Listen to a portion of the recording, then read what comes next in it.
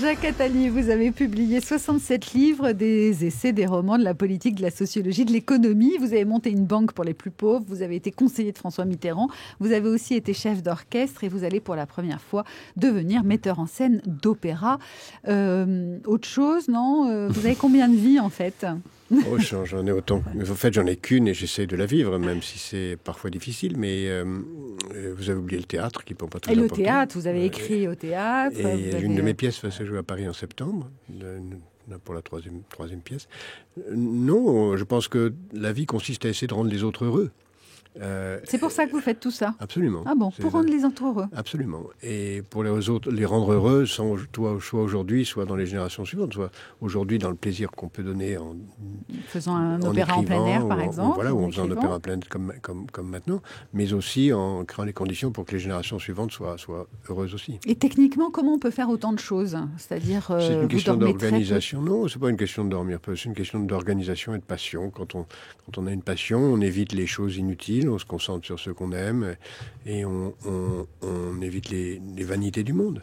Et vous arrivez à ne jamais avoir votre cerveau paralysé par les difficultés du quotidien, par les problèmes qu'on peut rencontrer? Non, au contraire, je suis comme tout le monde. J'ai des chagrins, des espoirs, des douleurs, des ennuis, des difficultés. Mais ça ne vous arrête pas, ça ne vous bloque pas? Non, au contraire. Parce que moi, par exemple, en ce moment, je suis angoissée pour le bac français de ma fille. Et bien, ça me bloque, j'arrive à rien. Je comprends ça. C'est un problème de cerveau, Daniela. Je comprends ça. Mais en même temps, on peut... Moi, j'ai toujours pensé que quand il y avait un problème, on pouvait en faire un élément d'espérance et de solution.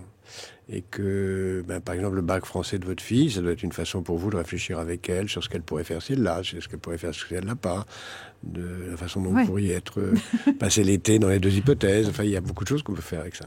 Ce qu'on appelle, ça me prend la tête en fait. Mais vous, on a l'impression que rien ne vous prend la tête puisque vous arrivez toujours à la faire fonctionner suffisamment. En tout cas, tout est un défi. Quand vous étiez plus jeune, vous étiez boulimique de travail par angoisse et en vieillissant, vous agissez davantage guidé par le plaisir ou pas? Non, c'est ma question. Jamais. Est-ce qu'il y a un changement? C'est-à-dire, est-ce qu'au début c'était de l'angoisse, maintenant c'est du plaisir? Non, ça a toujours été du plaisir. J'ai eu le privilège de jamais faire un métier que je n'avais pas choisi et j'ai toujours été animé de grande curiosité. Et je vous dis, mon fil conducteur dans la vie, c'est toujours d'essayer de faire plaisir aux autres en enseignant, en écrivant. Et évidemment, si j'étais pas lu, j'écrirais sans doute moins, mais voilà. Vous avez écrit un livre il y a une trentaine d'années, je pense, de mémoire, qui avait fait beaucoup de bruit, qui s'appelait Bruit, justement. Vous y parliez de musique. La musique est très importante, on le voit dans votre vie. Vous allez mettre en scène un opéra en plein air.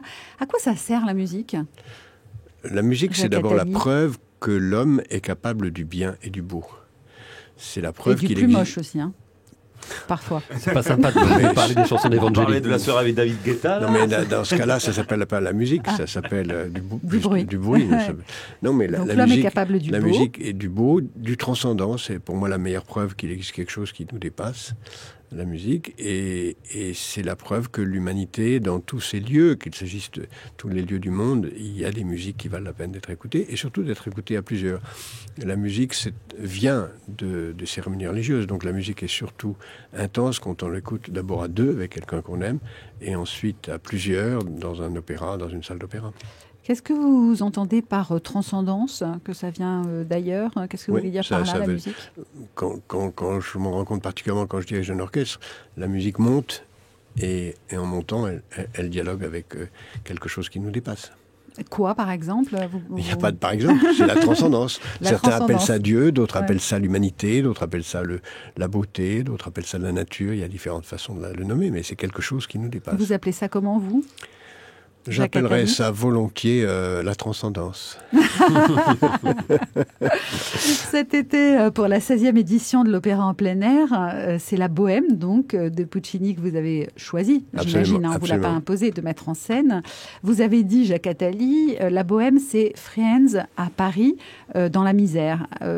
C'est une bonne définition pour peut-être attirer un autre public et peut-être un public plus jeune à l'opéra. Oui, mais ça correspond à la vérité. D'abord, l'opéra, c'est un grand spectacle. Étant cette série télévisée avec une bande de potes à New York. D'abord, l'opéra, c'est un grand spectacle. Ça doit être d'abord ça, un grand spectacle, un beau spectacle. C'est d'abord des belles voix, de très très belles voix. Ça doit être un excellent orchestre et ça doit être un spectacle très beau. La mise en scène, les décors, tout ça, ça doit être au service de la musique.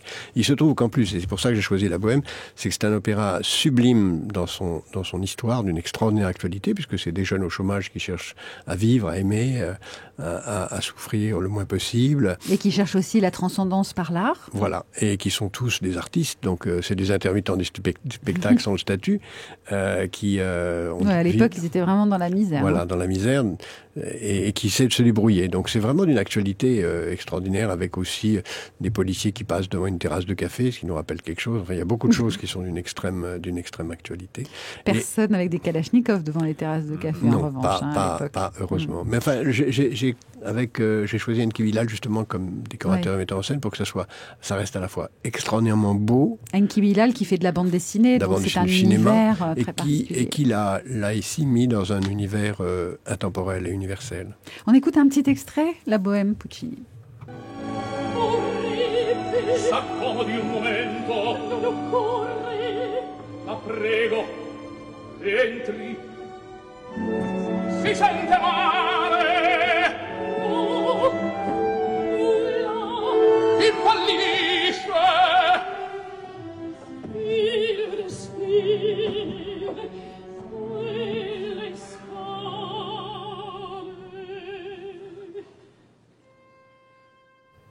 C'est beau. Puccini, La Bohème. Vous avez reconnu les interprètes, Jacques Attali ? Non, pas spécialement. Pavarotti et Mirella Freni.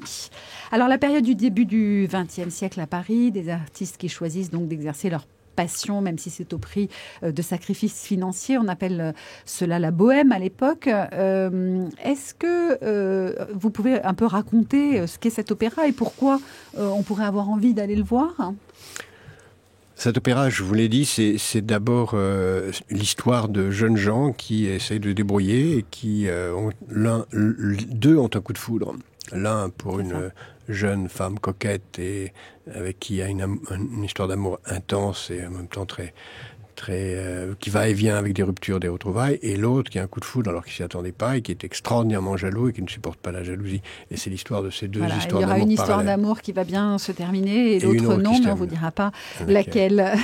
Cet opéra en plein air va se jouer dans 7 lieux emblématiques en France, dont les Invalides à Paris et la cité de Carcassonne, par exemple. Et le château de Vincennes. À Carcassonne, le château de Vincennes, le château de Champ de Bataille en Normandie. Ce sont des endroits privilégiés pour écouter un opéra parce que c'est beau en plus autour. C'est très beau, et le fait de mettre en scène un opéra en plein air nous donne beaucoup d'espace, de liberté, de possibilité de faire, de penser. Comme la nuit tombe progressivement au cours de l'opéra, les actes ont une lumière différente suivant le moment où il se passe, et ça donne vraiment une histoire. Quelque chose de magique en fait. Magnifique. Le prix des places ? C'est, je crois que le maximum est 80 et le minimum 30 ou quelque chose comme ça. Jacques Attali, qui est votre invité aujourd'hui dans France Bleu Midi Ensemble, il met en scène La Bohème de Puccini, un opéra en plein air dans différents lieux magiques de France. Il reste avec vous dans un instant. Ce sera magique aussi puisque c'est Thierry Garcia qui arrive avec Allô les stars. France Bleu.